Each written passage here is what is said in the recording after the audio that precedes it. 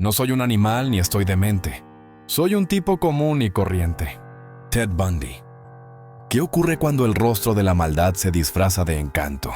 Ted Bundy no solo fue uno de los asesinos seriales más sádicos de la historia moderna, sino también un maestro del engaño. Carismático, inteligente y aparentemente inofensivo, logró manipular a quienes lo rodeaban mientras cometía crímenes atroces que estremecieron a Estados Unidos en los años 70. En este video, nos adentraremos en su perfil psicológico, sus métodos y el impacto que dejó en la cultura criminal contemporánea. No se sabe, y ya nunca se sabrá, a cuántas mujeres mató. Llegó a admitir 36 asesinatos, que incluían una conducta patrón que siguen los asesinos seriales. Esta, la que siguió Ted Bundy, a lo largo de 7 estados americanos entre 1974 y 1978, consistía en secuestro, golpes, violación y muerte. En algunos casos, no siempre, volvía a los sitios donde había ocultado el cadáver de su víctima y lo visitaba durante horas. Mantenía relaciones sexuales con aquellos restos humanos hasta que la descomposición o su destrucción por animales salvajes se lo impedía. Decapitó al menos a 12 de sus víctimas y guardó sus cabezas en su departamento durante mucho tiempo, a modo de recuerdo, junto a objetos personales, fotos y documentos atesorados como trofeos de caza, otro hábito común en los asesinos seriales. Su objetivo eran las mujeres de entre 15 y 25 años, blancas y en su mayoría universitarias. En algunos casos, por pura compulsión, alteró también su manera de operar para cazar a sus víctimas y entró directamente en las residencias universitarias y mató a golpes a las estudiantes mientras dormían. El FBI comprobó 36 de sus múltiples asesinatos, todos en el breve lapso de 4 años entre el 74 y el 78, lo que le valió a Bundy una condena a muerte en la silla eléctrica. Lo ejecutaron el 24 de enero de 1989, en la prisión estatal de Florida, pero las autoridades recorrieron el camino inverso. Volvieron a peinar los 7 estados donde Bundy mató a placer esos años: Washington, Oregón, Utah, Colorado, Idaho, Florida y California, y encontró decenas de mujeres desaparecidas, decenas de cadáveres, algunos sin identificar, que habían sido hallados en parajes solitarios, decenas de mujeres que se habían esfumado de sus ciudades, sin que nadie, ni familia, ni amigos, pudieran dar con ellas. Lo que el FBI pensó y sostuvo es que los asesinatos de Bundy fueron muchos más de los que el criminal admitió antes de su ejecución, y que tal vez su instinto asesino lo hizo empezar a matar antes del punto de partida de sus crímenes, fijado en 1974. Eso ya nunca se sabrá. Bundy cayó incluso los datos que podían llevar al sitio donde enterró los cadáveres de sus víctimas. Hasta el final, jugó con los sentimientos y las esperanzas de decenas de familias que querían saber qué había sido de sus hijas, de sus hermanas, de sus esposas, de sus novias. John Douglas, el agente del FBI que trazó el perfil de los asesinos seriales y dejó plasmada su experiencia en un libro extraordinario y dramático, explicó que también esa es una conducta habitual en este tipo de criminales: dominar a quien sea, víctimas, familiares, detectives, fiscales, jueces, por el tiempo que sea. Un juego diabólico donde todas las cartas están en manos del delincuente. Douglas entrevistó en la prisión a Bundy y a otros asesinos, como él, en su búsqueda de un patrón de conducta común. Rastreó sus orígenes, su infancia, sus relaciones familiares, sus obsesiones. Sus conclusiones son estremecedoras. En su libro narra haber descubierto que sus entrevistados hablaban más, se confiaban más, se mostraban más abiertos a dar respuestas si él, el entrevistador, se sentaba en un plano más bajo que su entrevistado. Una tarde puso a prueba su descubrimiento. Se sentó al mismo nivel que el asesino, frente a frente. El tipo, con un gesto natural y espontáneo, dio un pequeño salto y se sentó sobre la mesa de la entrevista, un poquito más alto que Douglas. Ted Bundy era un monstruo. Vestido de seda, es verdad, pero un monstruo letal, inasible y poderoso. Era educado, lúcido, intuitivo, apuesto, seductor, pulcro, bien vestido, agradable, elocuente, encantador. Un lobo en la piel de un cordero. Era también inteligentísimo y por alguna razón resultaba muy atractivo para las mujeres. La mitología que sigue por lo general a todo gran caso policial lo ha pintado siempre como a un modelo, publicitario exitoso o como a un chico universitario como tantos, amante de los deportes y las fiestas. No lo era. Era un ser con una asombrosa capacidad para la maldad y de una vileza extraordinaria. El criminólogo Robert Ressler, que alertó siempre sobre la humanización de estos asesinos, lo definió con una frase que es también una advertencia. La prensa interpretó muy mal el encanto personal de Ted Bundy. No era el Rodolfo Valentino de los asesinos seriales. Era un hombre brutal, sádico y pervertido. Bundy tenía 3 maneras de acercarse a sus víctimas. Si no lo hacía de manera violenta, cuando ingresaba a los dormitorios estudiantiles de las universidades, fingía estar impedido por una lesión. Andaba con un brazo en cabestrillo que se suponía estaba enyesado. Caminaba cargado de libros y pedía ayuda. ¿Quién no iba a socorrer a un muchacho encantador que estaba en dificultades? La otra táctica era la de mostrarse con problemas para arrancar su Volkswagen Beetle amarillo, y también pedía ayuda. El 31 de enero de 1974, Bundy entró al dormitorio de Linda Ann Healy, una estudiante de psicología de 21 años de la Universidad de Washington. La desmayó de un golpe y se la llevó. Nadie notó su ausencia sino hasta la mañana siguiente. Los restos de Linda Ann fueron hallados un año después en una montaña cercana a la universidad. Durante el invierno y verano de 1974, entre enero y agosto, las autoridades, aunque a estas conclusiones llegaron después, calculan que Bundy atacó a otras 8 mujeres, siempre de noche. Así fue hasta que empezó a atacar de día. Los escasos testigos describieron siempre a un muchacho con el brazo enyesado, cargado de libros, que pedía ayuda a chicas que jamás volvían a aparecer. Otros describieron a un hombre joven que tenía dificultades para poner en marcha su Volkswagen, al que habían visto dar vueltas por el campus universitario donde se habían esfumado 2 jóvenes que aparecieron luego asesinadas. Hubo más víctimas que lograron salvar la vida y callaron. Uno de esos casos es el de Rhonda Stapley, una estudiante de farmacia de 21 años que esperaba el ómnibus para viajar a la facultad. Aceptó que un joven muy amable la acercara. Era Bundy. Minutos después, estacionó su auto en un sitio apartado y violó a Stapley durante horas mientras la estrangulaba y aflojaba la presión a último momento para que siguiera con vida. De alguna manera, en un descuido de Bundy, la chica logró escapar del auto y llegar a la facultad. No solo no lo denunció, cayó el episodio durante 40 años por miedo a ser rechazada por la sociedad. ¿Quién era ese monstruo llamado Ted Bundy? Había nacido el 24 de noviembre de 1946 en Burlington, Vermont, como Theodore Robert Cowell. Era hijo de un veterano de la Fuerza Aérea a quien nunca conoció y de Louise Cowell. Vivió sus primeros años en casa de sus abuelos maternos. Durante esos años, el chico creyó que sus abuelos eran sus padres y que su madre era su hermana mayor. En los años 50, madre e hijo dejaron la casa familiar por el maltrato que el abuelo ejercía sobre su mujer y su hija. Se mudaron a Tacoma, Washington, donde Louise conoció a Johnny Culpeper Bundy, un cocinero del ejército con quien se casó en 1951. Ted adoptó el apellido de la pareja de su madre, pero nunca estableció un lazo afectivo con el hombre.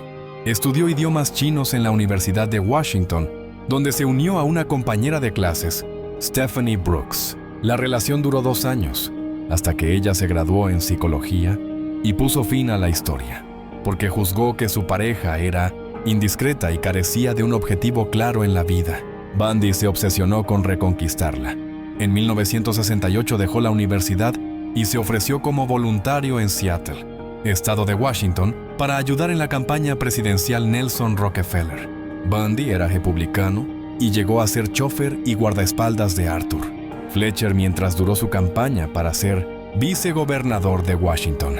En 1970, unido a Elizabeth Klopfer, su nombre real era Meg Anders, volvió a la Universidad de Washington para especializarse en psicología. Se graduó con buenas notas en 1972.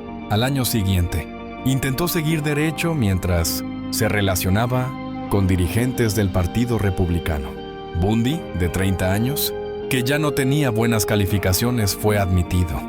Sin embargo, en las facultades de Derecho de las universidades de Puget Sound y de Utah, gracias a la recomendación del gobernador de Washington, Daniel Evans, recibió incluso una condecoración de la policía de Seattle porque salvó de morir ahogado a un chico de 3 años. Un buen samaritano se reencontró en California con su exnovia, Stephanie Brooks, y estuvieron juntos el verano de ese año. Bundy presentó a Brooks como su prometida al presidente del Partido Republicano de Washington, Ross Davis, pero sin mediar palabra, abandonó a Brooke, que no volvió a saber nada de él. En abril dejó de ir a sus clases de derecho. Para esa fecha, empezaron a desaparecer mujeres en Washington. Pese a las descripciones que alaban del muchacho del brazo enyesado y del que tenía dificultades con su auto, la policía de Washington no dio con Bundy, que cambiaba siempre de apariencia.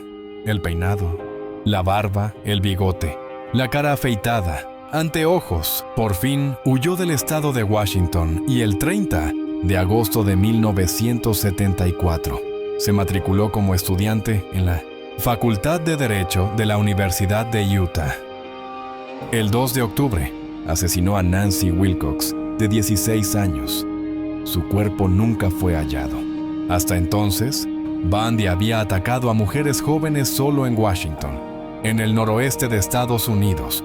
La lista, siempre incompleta, dice que el 9 de febrero, Carol Valenzuela, de 20 años, desapareció de Vancouver, Canadá.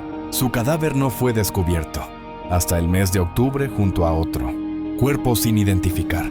El 12 de marzo, Donna Manson, de 19 años, fue vista por última vez en un concierto de jazz en el campus de su universidad.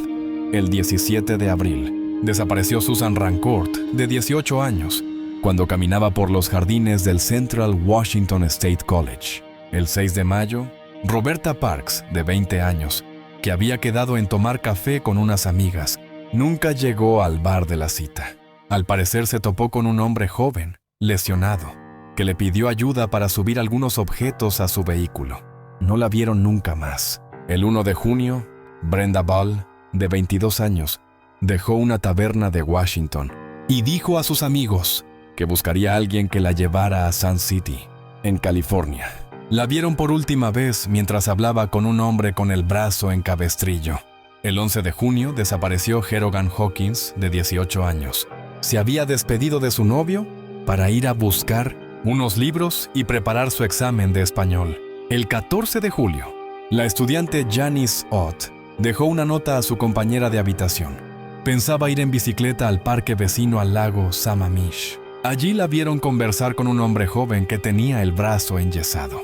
El mismo día, Bundy secuestró a Denise Naslund, que pasaba el día con su novio y amigos. Sus restos fueron hallados días después a 27 kilómetros al este de Seattle y cerca del lago Sammamish. Aún hoy resulta increíble la incapacidad policial para dar con un criminal que mataba a un escalofriante promedio de una víctima al mes o cada 20 días. Los crímenes de Bundy siguieron en Utah, al de Nancy Wilcox y al ataque a Rhonda Stapley, que logró escapar de sus manos. Siguieron el 18 de octubre, el secuestro de Melissa Smith, hija del sheriff local. Su cadáver fue hallado 9 días después en 1998. Summit Park había sido torturada y violada durante 5 días. El 30 de octubre desapareció Laura Aimee, de 17 años, cuando regresaba a casa de una fiesta de Halloween. Su cadáver fue hallado en unos montes cercanos con señales de haber sido golpeada en la cabeza con un objeto metálico y violada. Bundy la conocía. Muchos amigos de la chica contaron a la policía que Laura había sido acosada por aquel hombre joven y de buena apariencia. La policía, por fin, empezó una investigación más seria y descubrió varias coincidencias, que más bien eran evidencias, entre los asesinatos de Washington y los de Utah. Los investigadores elaboraron un retrato robot del asesino. El 8 de noviembre el cerco empezó a cerrarse sobre Bundy. El asesino se acercó ese día a Carol Darronch y se hizo pasar por un oficial de la policía de Utah. Le dijo que le habían intentado robar su auto y la invitó a subir al suyo para ir a la comisaría y hacer la denuncia. Carol subió. ¿Cómo negarse a un oficial tan atento? Pero Bundy detuvo el auto de pronto en un lugar apartado. Sacó una pistola y esposó una muñeca de la muchacha. Cuando intentó esposar la otra al aún parante del vehículo, Carol logró zafar de la mano de Bundy, le golpeó la cara y escapó de la trampa. Pidió ayuda a otro conductor para que la llevara ahora sí con la policía. Ahora los investigadores tenían una fidelísima descripción del atacante, de su vehículo y de su tipo de sangre. Sin embargo, esa misma noche, la del 8 de noviembre, Debbie Kent, de 17 años, desapareció del estacionamiento del instituto escolar Viewmont, donde había ido con sus padres a ver una obra de teatro infantil. La muchacha, que jamás apareció, fue asesinada por Bundy y es uno de sus crímenes confesos. Esa noche, la policía encontró en el estacionamiento del colegio de Debbie que en las llaves de un par de esposas correspondían a las que Carol Darronch llevaba en una de sus muñecas al denunciar horas antes el ataque de Bundy. Pese a que la policía lo seguía de cerca, Bundy se trasladó de estado. Empezó a asesinar mujeres en Colorado, cada vez más urgido por su compulsión. El 12 de enero de 1975, secuestró a Karen Campbell, de 23 años, en un hotel de Aspen, donde la mujer asistía a un seminario junto a su prometido. Su cadáver congelado fue hallado un mes después en un banco de nieve. A 3 kilómetros del hotel, había sido violada y golpeada con ferocidad. El 1 de marzo, la policía descubrió un cráneo en las montañas Taylor, en el estado de Washington. Era el de Brenda Ball, secuestrada en junio del año anterior. Una búsqueda más intensa dio con parte de los cuerpos de Linda Ann Healy, Susan Rancourt y Roberta Parks. Luego se hallaron más restos que fueron identificados como de Donna Mason. El descubrimiento de los restos en Washington no frenó las ansias criminales de Bundy. El 15 de marzo del 75, secuestró a Julie Cunningham, de 26 años, cerca de una taberna de Vail, Colorado. Su cuerpo no ha sido hallado hasta hoy. El 6 de abril hizo lo mismo con Denise Oliverson, de 25 años, quien, luego de una discusión con su marido, había viajado a la casa de sus padres, a donde jamás llegó. Su cuerpo tampoco fue hallado hasta hoy. 9 días después, el 15 de abril, desapareció Melanie Cooley, de 18 años, cuando volvía del colegio. Un trabajador descubrió su cadáver el 23 de abril. Había sido golpeada con una barra. Tenía las manos atadas a la espalda y una funda de almohada alrededor del cuello. El 6 de mayo, poco después de salir del colegio, fue secuestrada en el estado de Idaho Lynette Dawn Culver, de 12 años. Es otro de los crímenes admitidos por Bundy. Dijo que había arrojado el cuerpo de la chica al río Snake, pero el cadáver nunca fue hallado. El 28 de junio, Susan Curtis, de 15 años, desapareció de un seminario juvenil en la Universidad de Brigham Young, Utah. Había dejado a sus amigos para regresar a su dormitorio y lavarse los dientes. Bundy dijo haber enterrado su cadáver cerca de Price, a 120 kilómetros de Provo, pero el cuerpo nunca fue hallado. El 1 de julio, Shelley Robertson, de 24 años, decidió lanzarse a la aventura de viajar por Estados Unidos haciendo dedo. Algunos testigos la vieron en una estación de servicio, cuando hablaba con un hombre que manejaba un viejo camión. Su cadáver fue descubierto por 2 estudiantes en el fondo del pozo de una mina vecina a Georgetown, Colorado. Un llamado en principio anónimo marcó el principio del fin de Bundy. Una voz alertó a la policía. Era una voz perentoria con un mensaje también perentorio. Mi exnovio se llama Ted Bundy y podría tener que ver con esas muertes. Era Meg Anders, conocida como Elizabeth Klopfer, con quien Bundy había tenido relación en 1968 y a la que había dejado por Stephanie Brooks. La mujer había visto el retrato robot y sumó 2 más 2. Pero los testigos de las últimas horas de las víctimas de Bundy no lo reconocieron en el retrato robot y la policía o bien desechó la pista o la postergó. Hasta que el 16 de agosto del 75, en un control de rutina, un patrullero detuvo a un Volkswagen para comprobar su matrícula y los documentos del conductor, que, en vez de aportarlos, apretó el acelerador y huyó no muy lejos. Cuando lo detuvieron, leyeron en su documento Teodore Robert Bundy y hallaron en el auto una barra de hierro esposas, cinta adhesiva, entre otros objetos. Bundy fue a parar a la cárcel y su juicio empezó el 23 de febrero de 1976, acusado de secuestro agravado.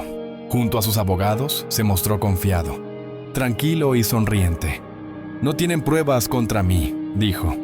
Sí, las había. Carol Darronch lo reconoció.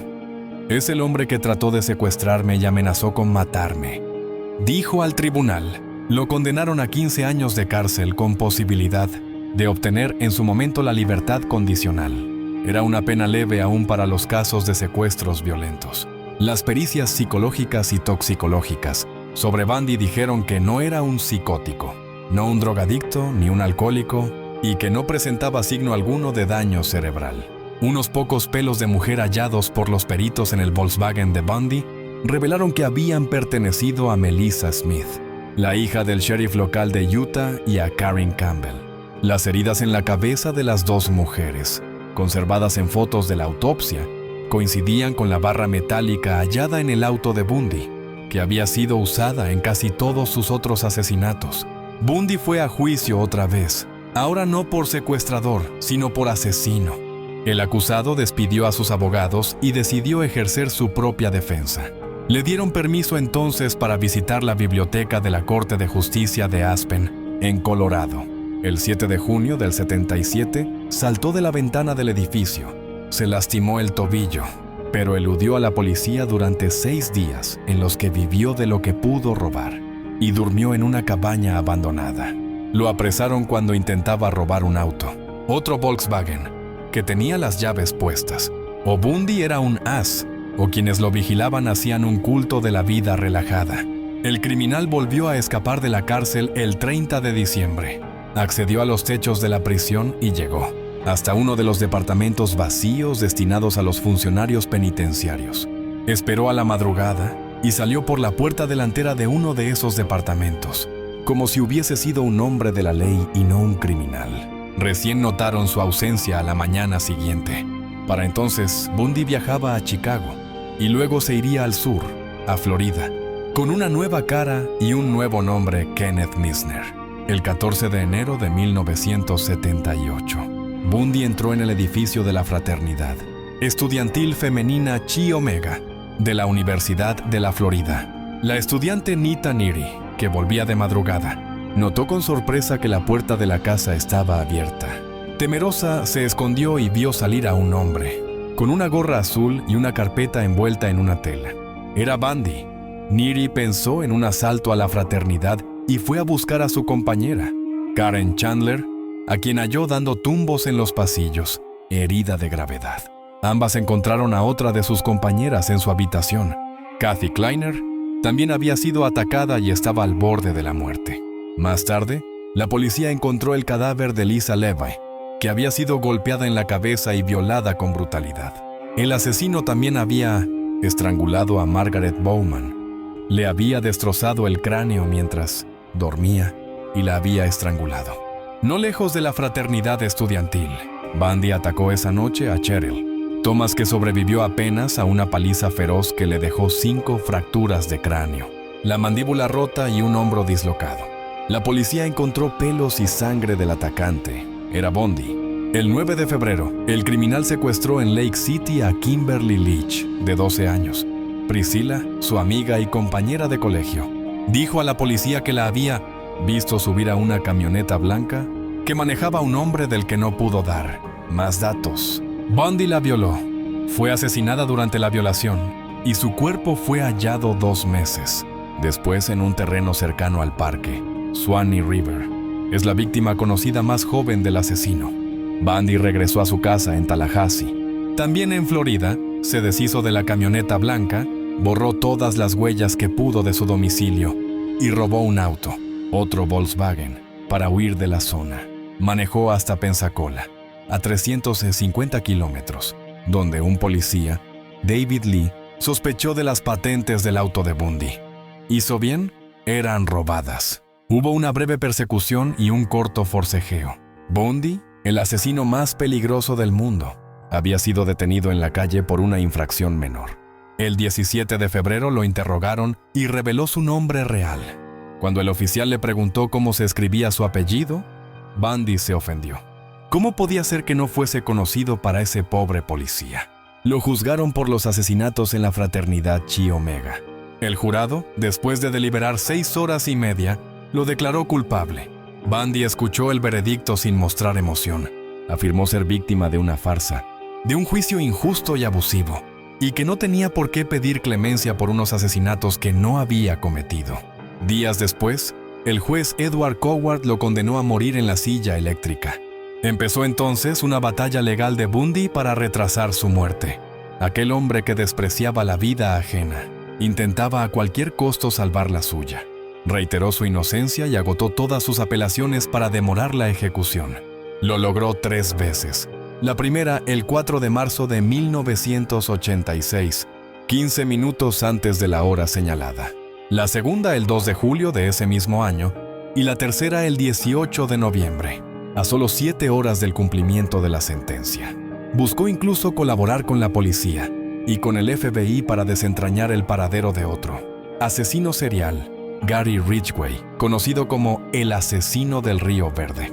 Accedió, a cambio de tiempo, a revelar los sitios donde había guardado los restos de muchas de sus víctimas.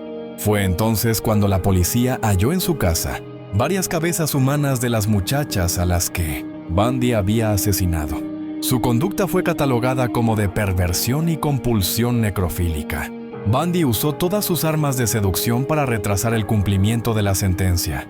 Prometió incluso revelar más crímenes que dijo haber cometido, con la esperanza de ganar tiempo, hasta que los investigadores comprobaran sus dichos, y con la búsqueda de restos humanos en los sitios, donde él diría haberlos enterrado. Los expertos dijeron que Bundy era un mentiroso compulsivo que había tenido la osadía de pretender engañar a la policía y al FBI con la promesa de confesar más crímenes. Pero si Bundy decía la verdad o no, si sus crímenes fueron más de los que admitió, que es una sospecha fundada, es un secreto que el criminal se llevó a la tumba. Le comunicaron la fecha de su muerte. Sería ejecutado en una semana, el 24 de enero. Entonces sucedió algo extraordinario. El condenado y sus abogados pidieron a los familiares de las víctimas que solicitaran a la corte un plazo de 3 años para que le permitieran a Bundy revelar el destino de los cuerpos de sus víctimas, incluidos los asesinatos que no había admitido. Las familias, que ignoraban el destino final de sus hijas, de sus hermanas, de sus novias y de sus esposas, dijeron que no, prefirieron ignorarlo todo, a cambio de que sacaran cuanto antes de este mundo a ese execrable espécimen humano. En los últimos días de su vida, Bundy dejó en claro con cuál extraño material repulsivo estaba cincelado. Lo había hecho años antes, en una de sus tantas cartas que le servían de trampa publicitaria. He conocido a personas que irradian vulnerabilidad. Sus expresiones faciales dicen, tengo miedo de ti. Estas personas invitan al abuso. Esperando ser lastimadas, sutilmente lo fomentan. Así las víctimas eran responsables de propia su muerte, y no su asesino. Y en 1980, en una entrevista en la que intentó rebajar la entidad de sus crímenes, sugirió, ¿qué es uno menos? ¿Qué significa una persona menos en la faz del planeta? A poco de su ejecución, los detectives de Florida pidieron a Bundy que les dijera dónde había abandonado alguno de los cuerpos de sus víctimas, que no habían sido hallados, que diera algún detalle que pudiera llevar algo de paz a las atormentadas familias, entre ellas la de Kimberly Leach, la chica de 12 años a la que había secuestrado y que había muerto mientras Bundy la violaba. Bundy solo dijo entonces, pero si soy el hijo de puta más duro que jamás han conocido. Lo era. El último día de su vida, llamó por teléfono a su madre. Por la noche rechazó la tradicional última cena que se ofrece a los condenados a muerte. Al amanecer del helado 24 de enero de 1984, Ted Bundy se sentó en la silla eléctrica de la prisión estatal de Florida. Fue declarado muerto a las 7:16. Tenía 42 años. Su cadáver fue incinerado y sus cenizas esparcidas en la cordillera de las Cascadas, una gran cadena montañosa frente a la costa del Pacífico que abarca el sur de Canadá y los estados americanos de Washington y Oregón hasta el norte de California. Gracias por acompañarnos en este descenso al lado más oscuro de la condición humana. Si este relato te dejó pensando, te invitamos a suscribirte a Xibalba, donde cada historia es una puerta hacia lo desconocido. Aquí no solo narramos hechos, los desenterramos. Activa la campanita para no perderte los próximos episodios. Y si tienes un caso que merece ser contado, déjalo en los comentarios o escríbenos. Tu voz también forma parte de este viaje. Hasta la próxima. Y recuerda, en Xibalba, la oscuridad tiene memoria.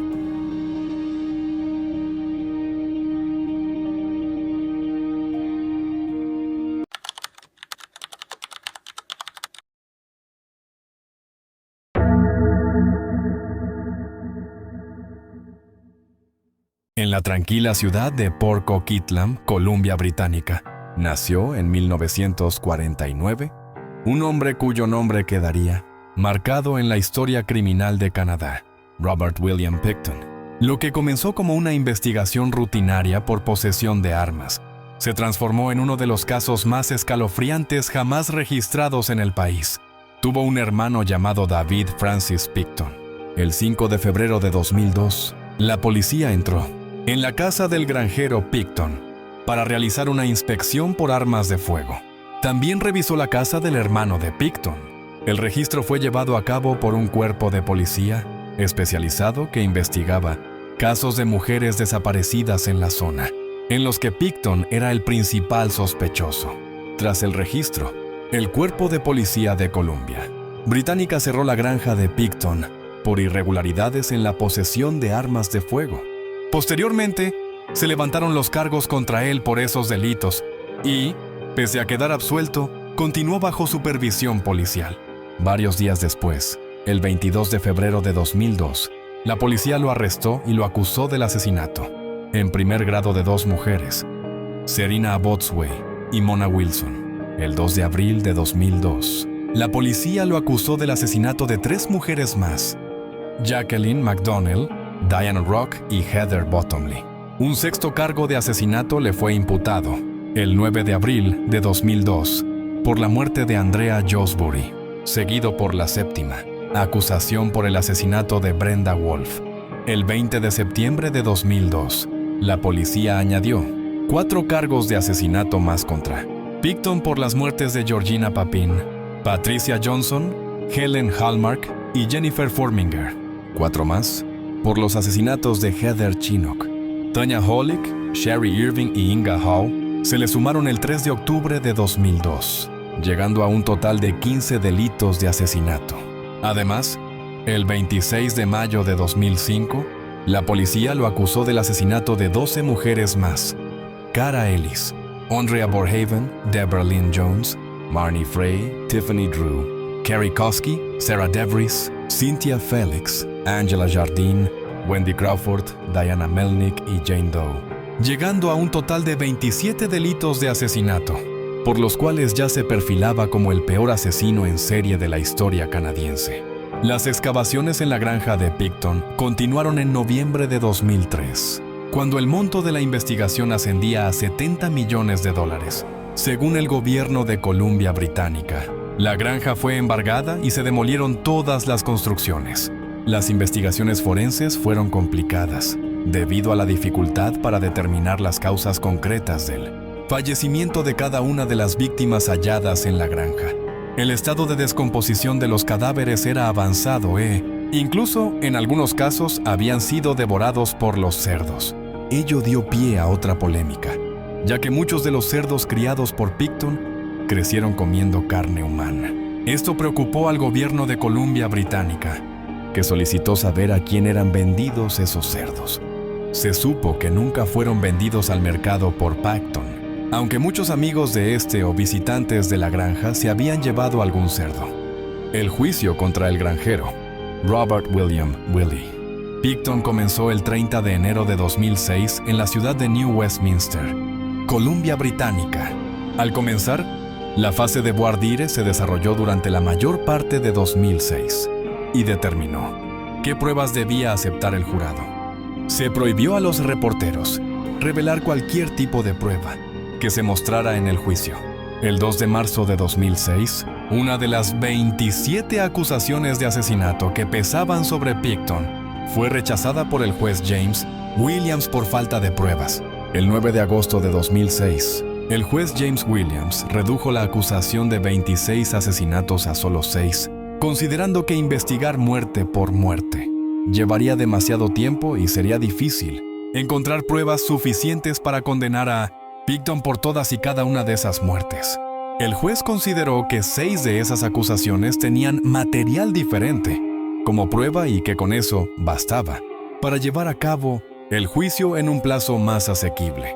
El 12 de diciembre de 2006 se terminó de seleccionar al jurado, eligiendo a 12 miembros permanentes y 2 suplentes.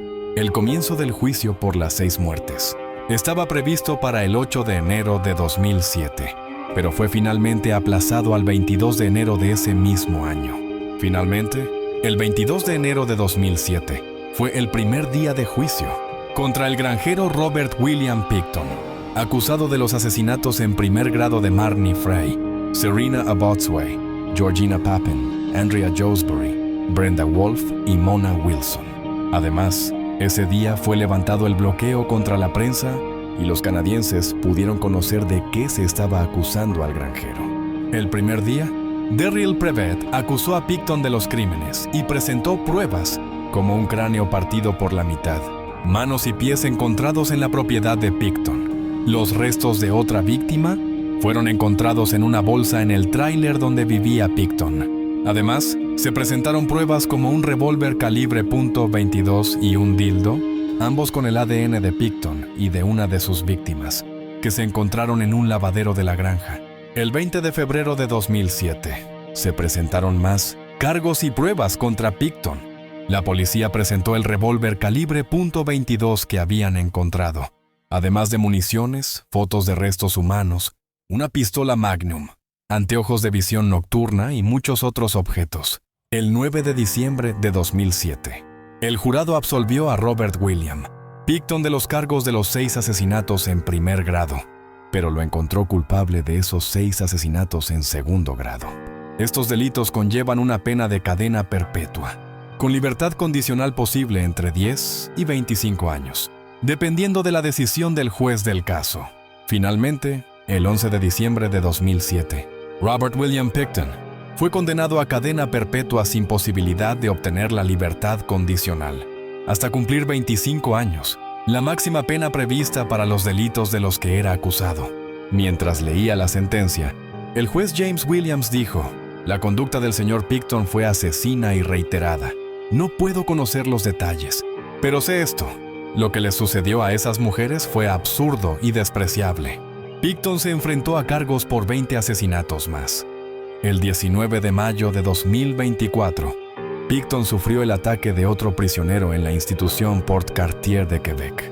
El atacante, Martin Charest, quien tenía un historial de agresiones hacia el resto de reclusos, le clavó en la cabeza a Pickton un mango roto, parecido al de una escoba.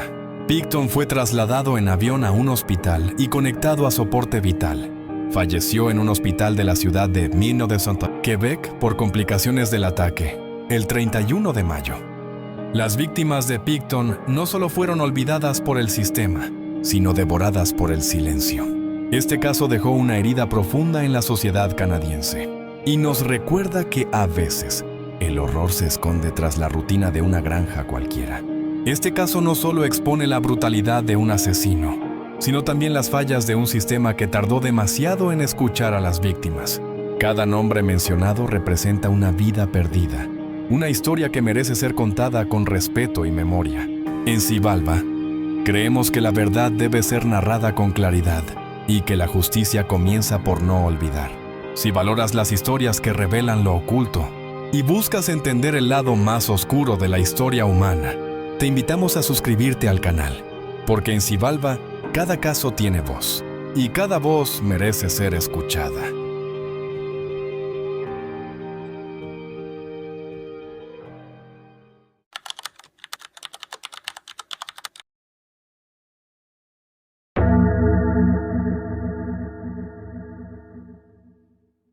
Una infancia marcada por el abandono, una mente que se inclinó hacia la oscuridad, y una serie de crímenes que estremecieron al Reino Unido. Esta es la historia de Ian, Brady y Mira Hindley, los asesinos de los páramos.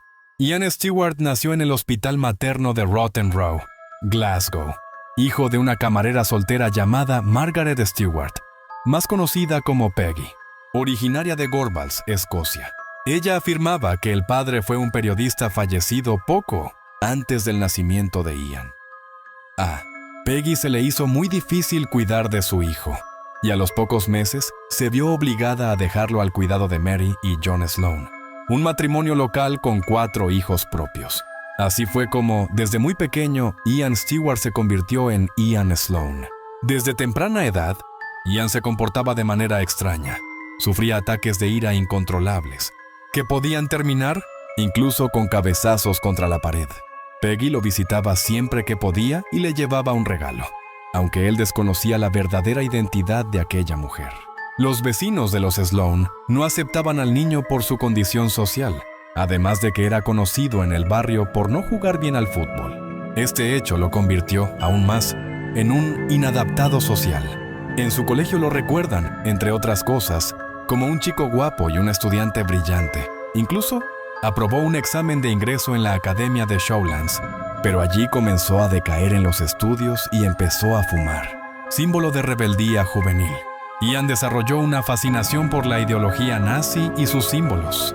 Se recuerda que lo llamaban el alemán. Cuando jugaban a imitar la guerra con sus compañeros, algunos indican que, por aquel entonces, ya mostraba tendencias sádicas. Torturaban a niñas más pequeñas que él y maltrataba brutalmente a animales, hechos que él negaría más tarde. Durante su adolescencia fue arrestado en 2 ocasiones por robo, aunque fue puesto en libertad. El tercer arresto tuvo como consecuencia su mudanza con su madre fuera de Glasgow.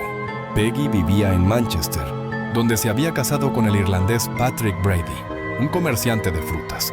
Esto ocurrió en 1954, cuando Ian tenía 17 años y adoptó el apellido Brady.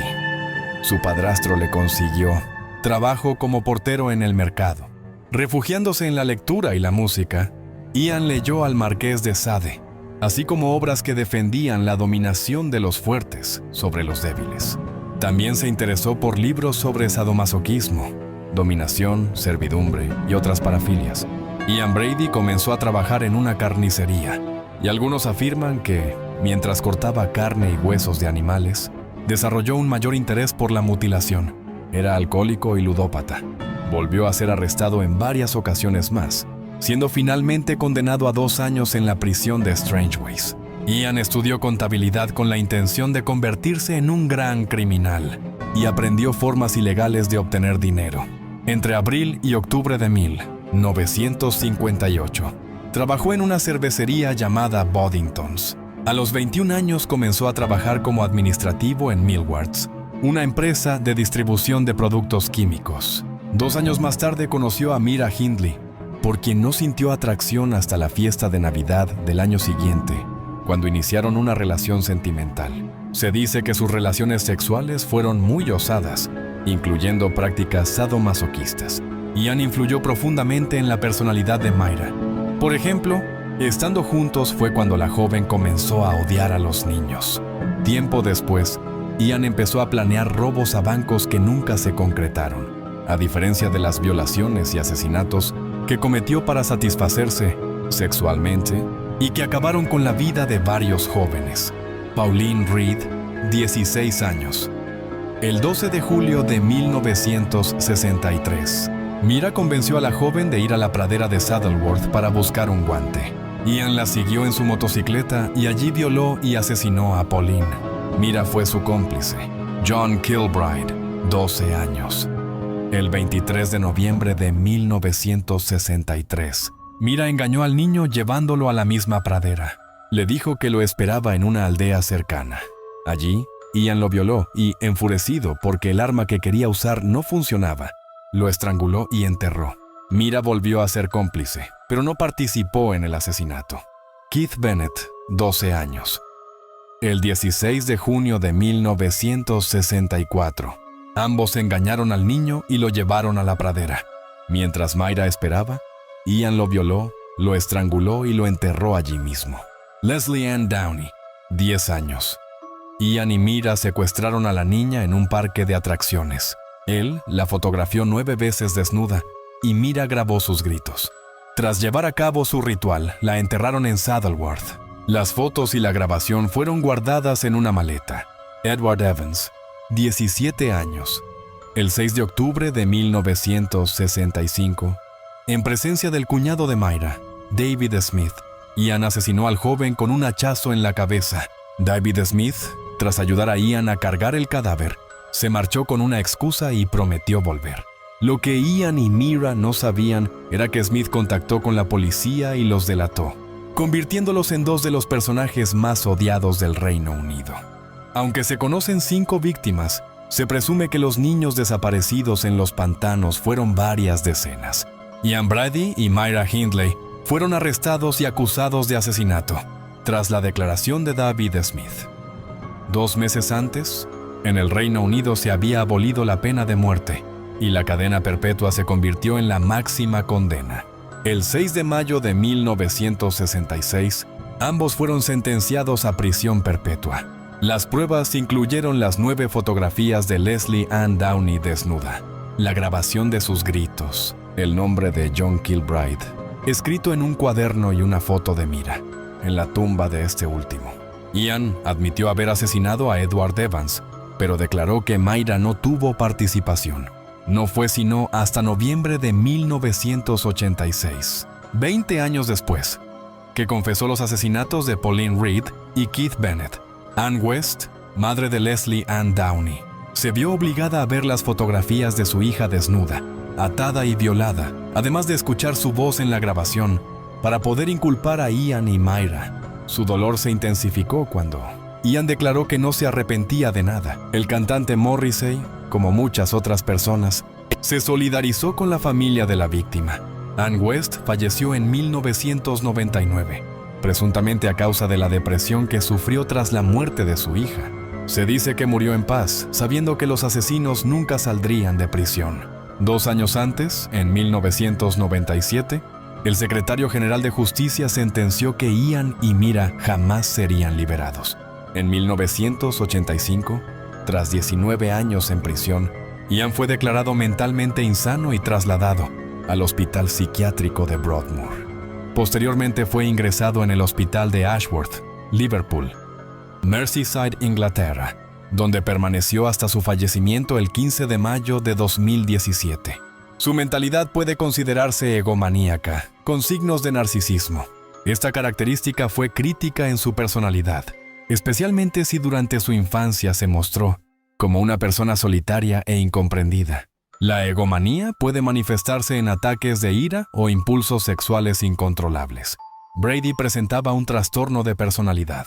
Intentó suicidarse en varias ocasiones, pero siempre se lo impidieron. En una ocasión inició una huelga de hambre, aunque un juez ordenó mantenerlo con vida mediante una sonda gástrica.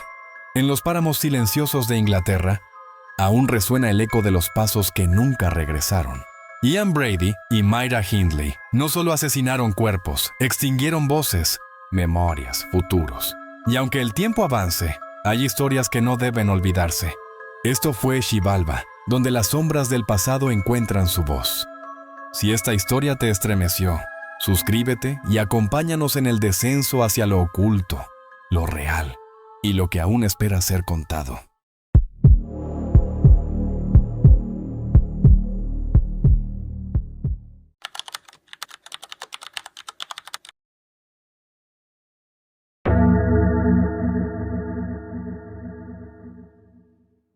En las sombras del continente, entre rieles oxidados y pueblos olvidados, se movía un hombre que parecía haber escapado del juicio humano. Su nombre, Ángel Leoncio Reyes Reséndiz. Su alias más temido, el asesino del ferrocarril. Comenzó a ser conocido como el asesino de los rieles, o del ferrocarril debido a que la mayoría de sus crímenes fueron cometidos cerca de las vías del tren, las cuales utilizaba para transportarse como polizón a través del país. El 21 de junio de 1999 se convirtió Brevemente, en el fugitivo incluido por el FBI en su lista de los 10 más buscados, antes de entregarse a las autoridades texanas el 13 de julio, cuando tenía 39 años de edad. Fue condenado por asesinato y ejecutado por inyección, letal casi 7 años después de su aprehensión. Abordando trenes clandestinamente dentro y a través de México, Estados Unidos y Canadá, por lo general cruzando las fronteras ilegalmente, Reséndiz logró eludir a las autoridades durante un tiempo considerable. Tampoco tenía una dirección fija. Los archivos del gobierno de Estados Unidos muestran que fue deportado al menos en 4 ocasiones desde su primer ingreso al país, en 1993. Reséndiz asesinó a 15 personas utilizando rocas, una piqueta y otros objetos contundentes, principalmente en sus casas. Después de cada asesinato, permanecía un tiempo en el lugar para alimentarse. Tomaba objetos de valor sentimental y revisaba las licencias de conducir de sus víctimas para conocer algo sobre las vidas que había arrebatado. Robaba joyería y otros artículos que llevaba a su esposa en México. Mucha de esa joyería fue vendida o fundida. Algunos objetos fueron devueltos por su esposa tras su rendición y captura. El dinero, sin embargo, en ocasiones era dejado en la escena del crimen. Violó a algunas de sus víctimas femeninas. La violación era una intención secundaria. La mayoría de sus víctimas fueron cubiertas con una manta o escondidas de algún modo para evitar que quedaran a la vista. Reséndiz tenía muchos alias, una fuente cita alrededor de 30, pero era principalmente conocido y buscado como Rafael Reséndiz Ramírez, un alias que al parecer tomó de su tío, quien lo crió en su pueblo natal. Uno de sus alias, Ángel Reyes Reséndiz, era muy cercano a su verdadero nombre, Ángel Leoncio Reyes Reséndiz, según consta en su acta de nacimiento de Izúcar de Matamoros, Puebla, México, en la localidad de San Nicolás Tolentino. Su estancia en Estados Unidos era ilegal. En 1986, una mujer no identificada del condado de Besar fue alcanzada en 4 ocasiones por disparos de un arma calibre 38. Su cadáver fue abandonado en una granja. Reséndiz declaró que la conoció en un refugio para indigentes. Viajaron juntos en motocicleta, llevando un arma para practicar tiro. Dijo que le disparó porque ella le faltó al respeto. Poco después, según declaró, mató al novio de la mujer y arrojó su cadáver a un arroyo entre San Antonio y Uvalde. Alegó que lo asesinó por estar involucrado en magia negra. El cuerpo nunca fue encontrado. Confesó estos 2 homicidios en septiembre de 2001, con la esperanza de agilizar su ejecución. El 19 de julio de 1991, el cuerpo de Mitchell White, de 33 años, fue hallado en el jardín de una casa abandonada en Lexington, Kentucky. Reséndiz confesó el crimen en 2001. Dibujó un mapa de la escena y dijo que lo mató por ser homosexual. La policía confirmó su autoría en abril de 2006. White fue golpeado hasta la muerte con un ladrillo. El 23 de marzo de 1997, en Ocala, Florida, Jesse Howell, de 18 años, fue asesinado con una pieza de ensamblaje de manguera. Su prometida, Wendy Von Huben, de 16, fue violada, estrangulada y sofocada con cinta para ductos. Su cuerpo fue enterrado en una fosa poco profunda. En julio de 1997, un viandante no identificado fue asesinado a golpes, con un trozo de madera en un patio ferroviario en Colton, California. Reséndiz es el principal sospechoso. El 29 de agosto de 1997, en Lexington, Kentucky, Christopher Mayer, de 21 años, fue asesinado con una roca de más de 23 kilos. Su novia, Holly Dawn Pendleton, fue violada y golpeada severamente, pero sobrevivió. Su historia fue contada en programas como I Survived, 48 Hours, Live to Tell y Dates from Hell, además de ser publicada por The Guardian. El 4 de octubre de 1998, en Hughes Springs, Texas, Leafy Mason, de 81 años, fue asesinada con un atizador de hierro. Su casa estaba a 45 metros de las vías del tren Kansas City Southern. El 10 y 7 de diciembre de 1998, en West University Place, Texas, Claudia Benton, de 39 años, neuróloga pediátrica, fue violada, acuchillada y golpeada con una estatuilla.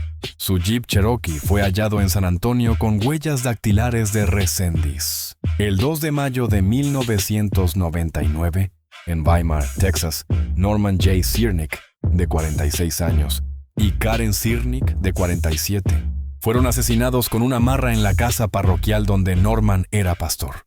Su Mazda rojo fue hallado en San Antonio 3 semanas después, con huellas que lo vinculaban al caso Benton. El 4 de junio de 1999, en Houston, Texas, Noemí Domínguez, de 26 años, profesora de primaria, fue asesinada con una piqueta. Su coche fue hallado 7 días después en el Puente Internacional de Del Río, Texas. Ese mismo día, en Schulenburg, Texas, Josephine Convica, de 73 años, fue asesinada mientras dormía con la misma piqueta usada en el caso anterior. Reséndiz intentó robar su coche, pero no encontró las llaves. El 15 de junio de 1999, en Gorham, Illinois, George Morber, de 80 años, fue asesinado de un disparo en la cabeza. Su hija, Carolyn Frederick, de 52, fue golpeada hasta morir con la misma escopeta. La casa estaba a 90 metros de las vías. La pick-up de Morber fue hallada en Cairo, Illinois. Las huellas encontradas confirmaron la autoría de Reséndiz. Es sospechoso de la muerte de Fanny Whitney Byers, de 81 años, hallada el 10 de diciembre de 1998. Golpeada con una llanta en su casa de Carl, Georgia, cerca de las vías de CSX Transportation. Aunque una pareja fue inculpada, Reséndiz confesó el crimen ante un agente del FBI. La policía localizó a la hermana de Reséndiz, Manuela, quien temía que su hermano matara a alguien más o fueran asesinado por el FBI. Hizo un trato para colaborar con las autoridades. Un ranger de Texas, Drew Carter, acompañado por Manuela y un guía espiritual, se reunió con Reséndiz en un puente que conecta El Paso, Texas, con Ciudad Juárez. Allí, Reséndiz se rindió ante Carter. Durante una comparecencia, Reséndiz acusó al ranger Drew Carter de mentir bajo juramento, alegando que había hecho creer a su familia que él evitaría la pena de muerte. Sin embargo, el destino de Reséndiz sería decidido por un jurado, no por Carter.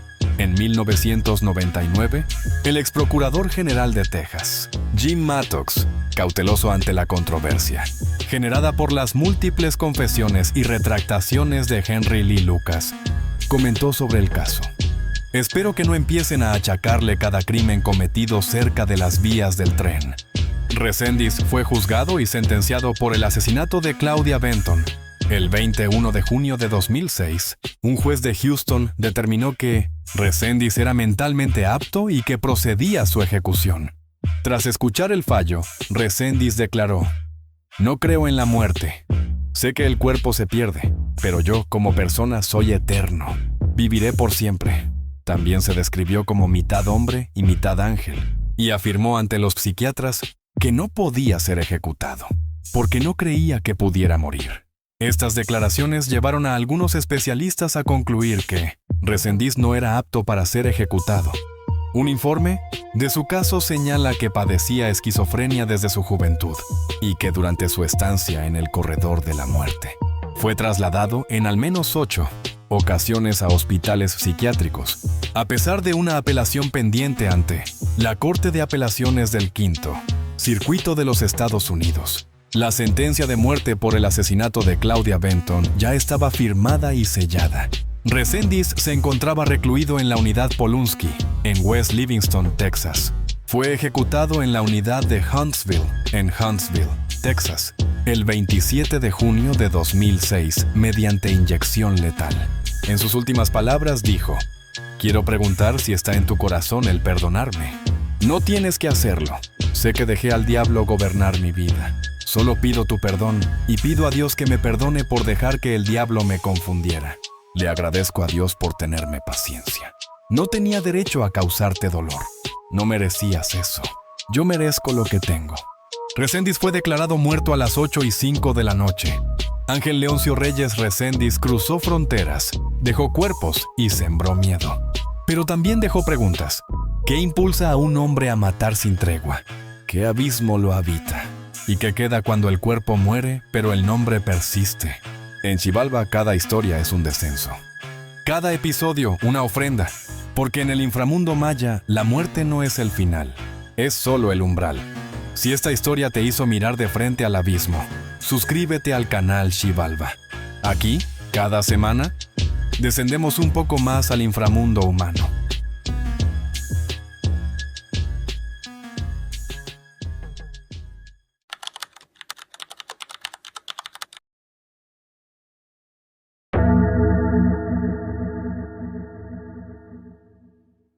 En los rincones más oscuros de la historia criminal de Estados Unidos, hay nombres que estremecen por su frialdad, su método y su legado de horror. Hoy, en Xibalba, exploramos la mente y los crímenes de Anthony Allen Shore, conocido como el asesino del torniquete. Un hombre que convirtió objetos cotidianos en instrumentos de muerte y que dejó una huella imborrable en la ciudad de Houston. Anthony Allen Shore, 25 de junio de 1960. Y 18 de enero de 2018, fue un asesino en serie estadounidense y abusador de menores, responsable de los asesinatos de una joven y 3 niñas. Operó entre 1986 y 1995 y era conocido como el asesino del torniquete, debido al uso de una ligadura ajustada con un cepillo de dientes o una vara de bambú. Este instrumento funcionaba de manera similar a un freno de nariz, herramienta utilizada por agricultores para controlar caballos, apretándoles el hocico. Shore nació el 25 de junio de 1962 en Rapid City, Dakota del Sur. Su padre era militar, por lo que la familia se mudaba con frecuencia hasta establecerse en Houston, Texas. Tenía 2 hermanas menores, Laurel y Gina. Sus padres discutían constantemente y ambos cometían infidelidades, hasta que se divorciaron en 1976. Más tarde, Shore afirmó que su padre lo golpeaba y que su madre abusó sexualmente de él cuando tenía 13 años. Desde temprana edad mostró comportamientos antisociales. Mató al gato de un vecino, acosaba a compañeras de clase y, en ocasiones, a las amigas más pequeñas de sus hermanas. Se casó en 1983 con Gina Lynn Worley, con quien tuvo 2 hijas. Tras el divorcio, contrajo segundas nupcias en 1997 con Amy Lynch, quien posteriormente solicitó el divorcio alegando abuso. La primera víctima conocida de Shore, según su propia confesión, fue Lori Tremblay, de 14 años, asesinada el 26 de septiembre de 1986. Tremblay caminaba hacia la escuela cuando fue atacada. Tras intentar agredirla sexualmente, Shore la estranguló. Su cuerpo fue arrojado detrás de un restaurante mexicano en Houston. María del Carmen Estrada, de 21 años, fue violada y estrangulada el 16 de abril de 1992. Era una inmigrante mexicana que trabajaba como niñera. Ese mismo día, su cuerpo semidesnudo fue hallado en la parte trasera de un restaurante Dairy Queen. El 19 de octubre de 1993, Shore ingresó a la casa de Selma Janske, de 14 años. La golpeó y agredió sexualmente, pero no la asesinó. Huyó de la escena a pie. Diana Rebollar, de 9 años, fue asesinada el 8 de agosto de 1994. Fue golpeada, agredida sexualmente y estrangulada. Vivía en el área de Heights, en Houston. El día de su muerte fue vista en una tienda de comestibles local. Los empleados la vieron salir, pero nunca regresó a casa. Su cuerpo fue encontrado al día siguiente en un muelle de carga detrás de un edificio. Una pista clave fue proporcionada por un vecino que describió una camioneta que frecuentaba la zona. El crimen fue vinculado al caso de Estrada por el modus operandi. Una cuerda con un palo de bambú atado fue hallada alrededor del cuello de Rebollar. Dana Sánchez, de 16 años, fue asesinada el 6 de julio de 1995. Shore se ofreció a llevarla en su camioneta. Tras resistirse a sus avances, fue estrangulada. 7 días después, Shore realizó una llamada anónima a una cadena televisiva local, guiando a la policía hasta su cuerpo en un campo del condado de Harris. Amy Lynch, esposa de Shore desde 1997, lo denunció ante las autoridades por abusar de sus hijas. Fue acusado de golpearlas, violarlas y drogarlas. En 1998, fue condenado por abuso sexual contra sus hijas Tiffany y Amber, y se le exigió proporcionar una muestra de ADN. En el año 2000, los detectives reabrieron el caso de María del Carmen Estrada. Extrajeron ADN de debajo de sus uñas y obtuvieron un perfil genético completo. Sin embargo, los resultados no se compararon de inmediato con los de Shore debido a problemas en el laboratorio, que fue cerrado en 2002 tras una auditoría. Las muestras fueron enviadas a otro laboratorio, y en 2003 se confirmó la coincidencia, lo que llevó al arresto de Shore por el asesinato de Estrada. 11 horas después de su interrogatorio, Shore confesó los asesinatos de Estrada, Rebollar y Sánchez. También admitió el asesinato de Lori Tremblay en 1986 y la violación de otra menor en 1993. Los detectives no lograban vincular el caso de Tremblay con los demás, ya que fue estrangulada solo con una ligadura. Al preguntarle por qué cambió su método, Shore respondió: «Porque me lastimé el dedo mientras mataba a Tremblay».